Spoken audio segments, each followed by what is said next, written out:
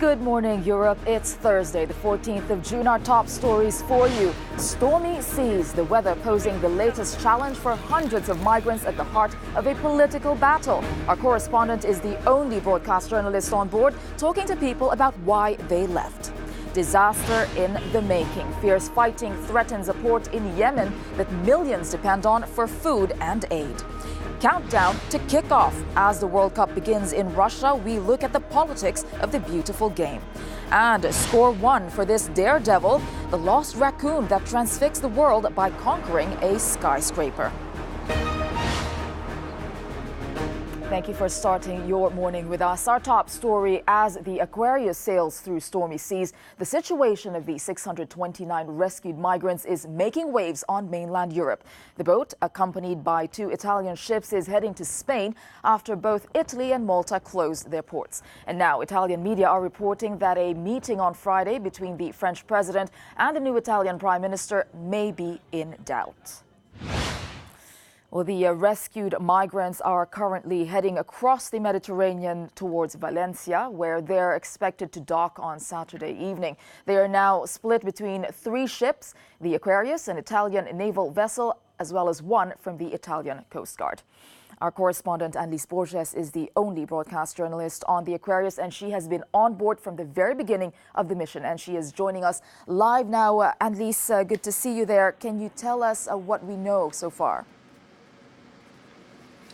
Well, the situation on board right now is quite difficult, Tesa, because the weather has been getting significantly worse. We're currently navigating against very strong winds, and last night people had to be moved inside the ship because waves started crashing on the lower deck, and it was no longer safe for them there. And of course, we're talking about very vulnerable people health-wise. These are people who have now spent 5 days at sea. They are exhausted. They are dehydrated. They need to get to shore. And over the last few hours, pretty much everyone on this ship got really sick, including, of course, pregnant women, breastfeeding women. So it's quite difficult for them right now. Indeed, they have been through quite a lot in the last few days. What have they been telling you? You've been speaking to a lot of them. Yes, we have been spending a lot of time together over the last few days, and all of these people have very difficult stories to share about crossing. Some of them tried this dangerous crossing several times. They ended up being caught by Libyan Coast Guard, for example, ended up in jails in Libya, so they have very difficult stories to tell you about that. And others have dramatic stories about why they left their homes in the first place. I spoke to one woman from Sierra Leone who said she had to escape because she couldn't bear the idea of her 2 little girls undergoing a very painful tradition in her village, that of female genital mutilation. Good. Good? Is this good? Like that? To describe Soniata's journey as difficult is a major understatement.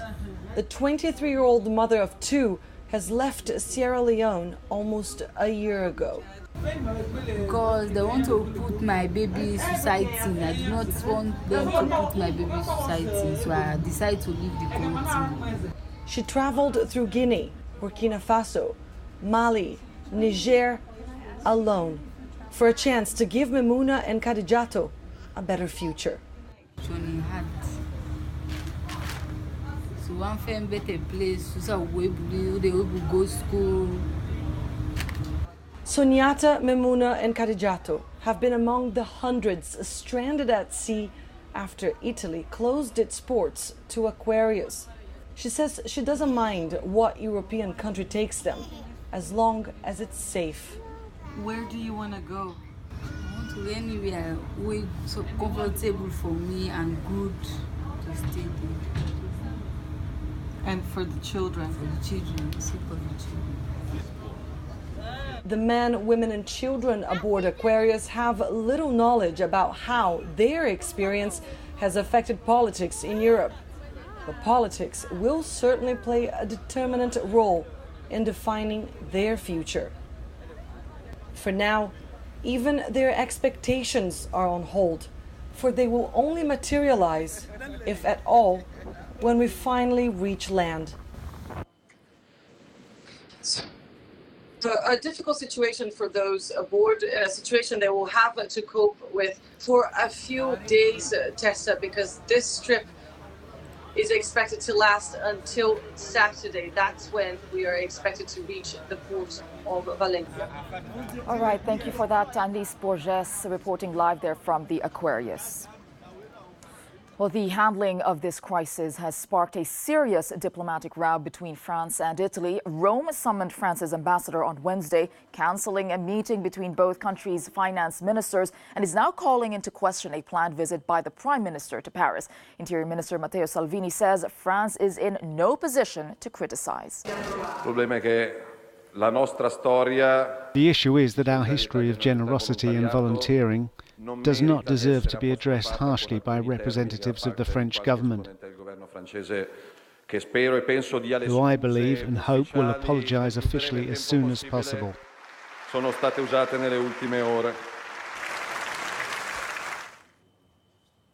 Of course, this growing spat between France and Italy is making headlines across Europe this morning. Our correspondent Alistair Sanford has been looking into this. Alistair, Franco-Italian relations are strained right now because of the situation on board the Aquarius. Where's this going?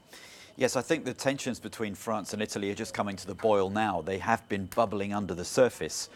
Italy feels annoyed, really. I mean, the comments that really have sparked the Italian anger are from President Macron, who accused Italy of being irresponsible by not taking in the migrants. Now, there have been tensions at the border at Ventimiglia between France and Italy, with Italy accusing France of turning migrants away. There's also accusations from Italy that under the 2015 EU deal, France hasn't taken anything like the numbers of migrants that it said that it was supposed to. It's only taken hundreds as opposed to thousands.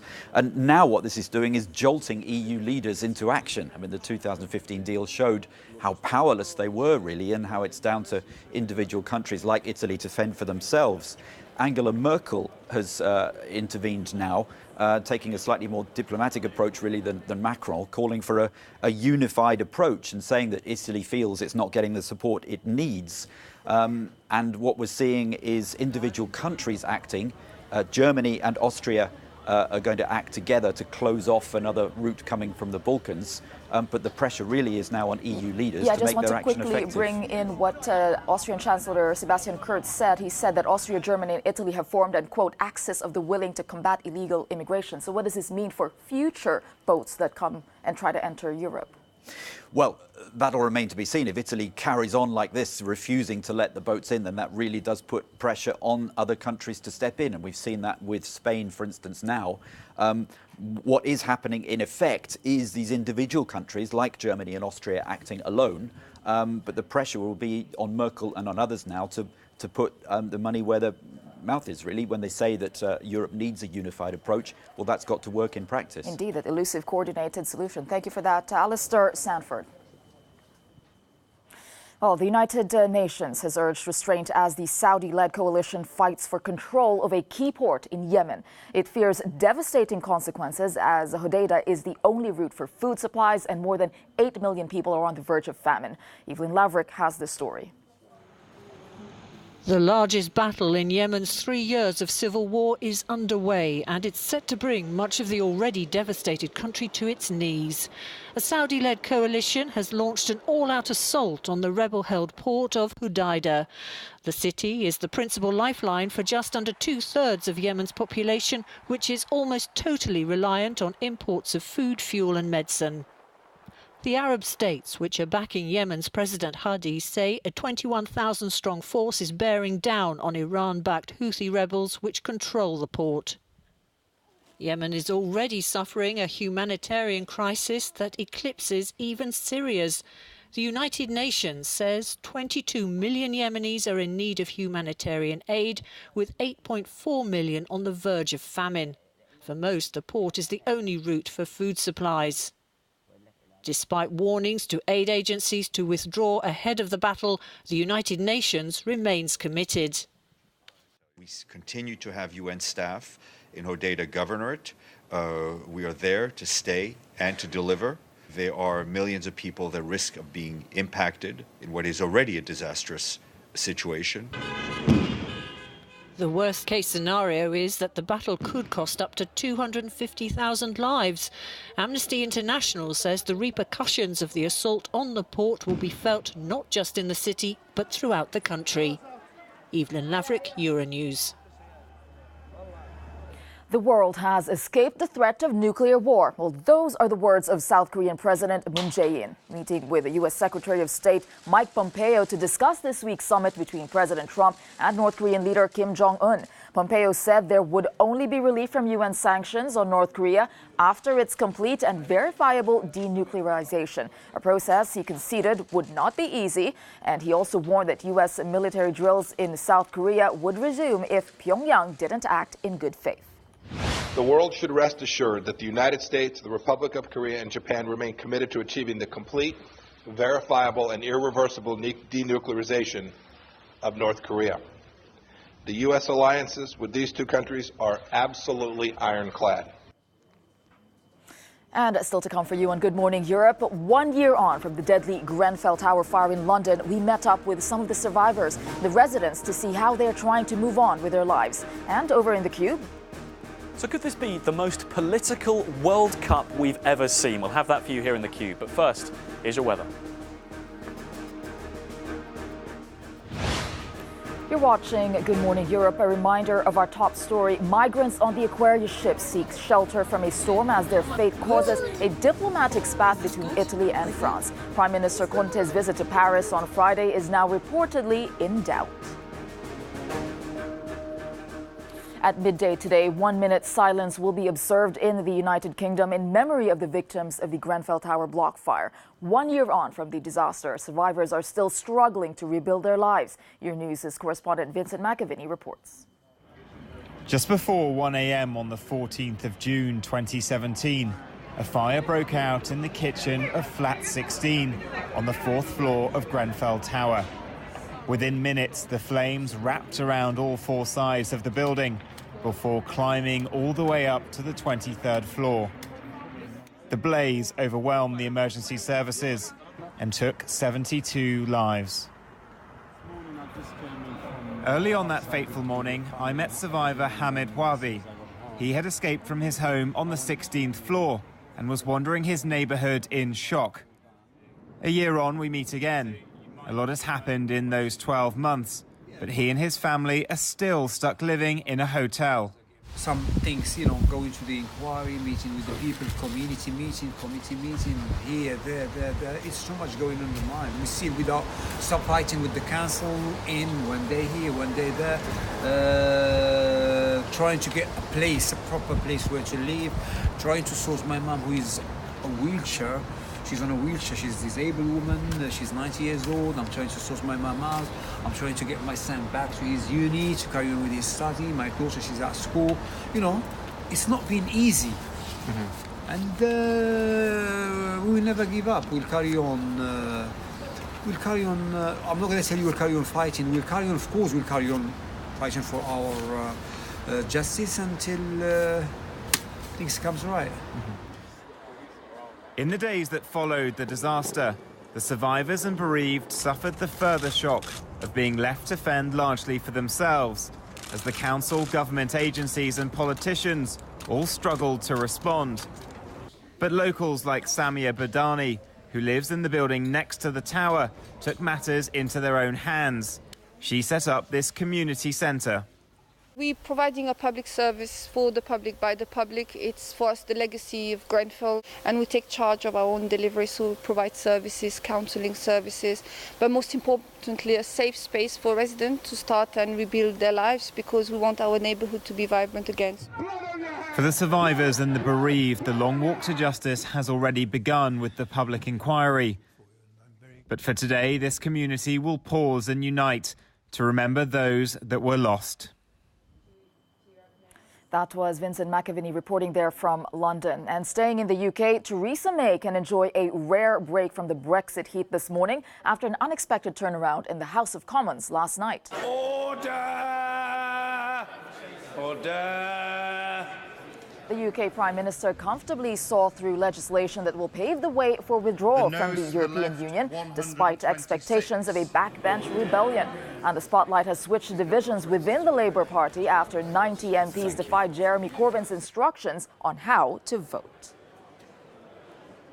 And to Russia now, where the Football World Cup is kicking off with a match with the home nation and Saudi Arabia. The sun has risen over Moscow's Luzhniki Stadium, venue for the opening match, one of 12 stadiums in 11 cities across the nation to host the games. And on the outskirts of the city, the U.S. were chosen in a joint bid with Mexico and Canada to host the 2026 games.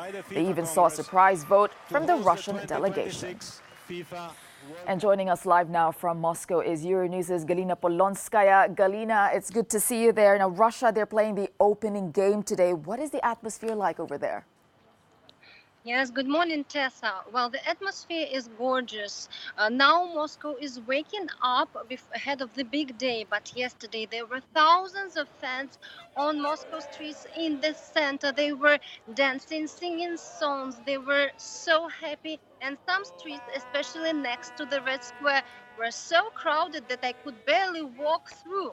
I've spoken to some fans, and I've asked them how they feel. Everybody seems to be fascinated by Moscow. For some, it's the first time they visit Russia. They love the food. They love the spacious streets. They are frustrated by Russian alphabet a little bit and the high prices. But in general, everybody is like celebrating the feast of football and is expecting that these 32 days of the World Cup will be the event that they will remember for their whole life. Tessa? And Galina, just one I think... second. Yes. No, I was just going to say that fans, have been advised to go to stadiums quite early because at events like these, security is very tight, isn't it? Yes, exactly. They're advised to be there 4 hours ahead of the game because of the tight security measures and because the streets will be blocked. So there will be special routes and they might need time to discover how to get there. Everything is in the internet. But speaking about the security measures, for you to understand, private buses, for instance, are not allowed to get into the city without the special permission. There, the security checks inside of the metros. They are checking the bags, and that's why fans are strictly advised to be there ahead of the game. They also advise people who live in Moscow not to use their cars and even try not to go to work today and to take holidays. I've spoken with the vice president of the Russian Football Federation yesterday, Sergei Anokhin. I've asked him whether there were some concerns about the fans' behavior, and he said that there were no major concerns about the fans' behavior. But if something goes wrong, our security forces will definitely know how to answer. Tesa? All right, thank you for that. Galina Polonskaya live there in Moscow. Thanks. And now the World Cup is not just about football. With Russia being the host, there's a lot of politics being talked about. Alex in the Cube is monitoring that part of the story. We heard from Galina there, didn't we, about the security concerns and concerns about fans' behaviour. And there are a whole number of issues, Tessa, that aren't just about the football. And those are focusing actually on Russia's record of LGBT and human rights. But perhaps one thing that's got people talking is a rather unfortunate photo opportunity that has put Mo Salah here in hot water. He is an Egyptian football star posing alongside the Chechen leader who is accused of, as Pink News sum it up here, a gay purge, gay people being persecuted in Chechnya. Here is this photo opportunity which has caused deep concern among a lot of people, not least cop-outs. They are the LGBT fan club of Liverpool who Salah plays for. And they have basically done a list here of why they feel Salah should be sitting down with them to understand how this is such an upsetting image, especially ahead of this World Cup. They're saying they're inviting him to meet up with them to understand their LGBT concerns about this. But also, they're condemning FIFA for hosting it, for hosting an event like this that allows a football star to be effectively used for propaganda by someone as controversial as a Chechen leader. And people in the LGBT community are taking this really personally. I just want to bring this up from Charlotte here. Her tweet here, she's saying, Mo Salah, you being photographed with that man told our whole LGBT community that our lives did not matter.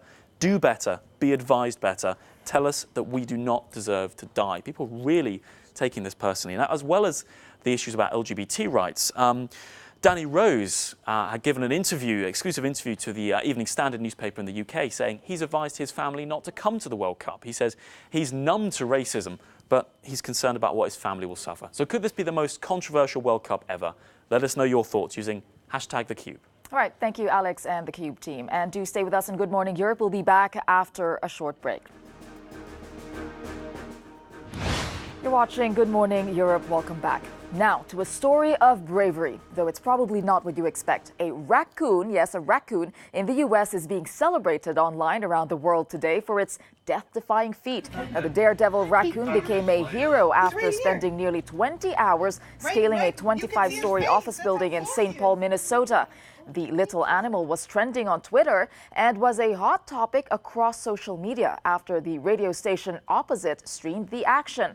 All attempts to help just ended up scaring it, so it went up higher the building until it was finally captured at the top and given a well-deserved meal before being taken away to safety.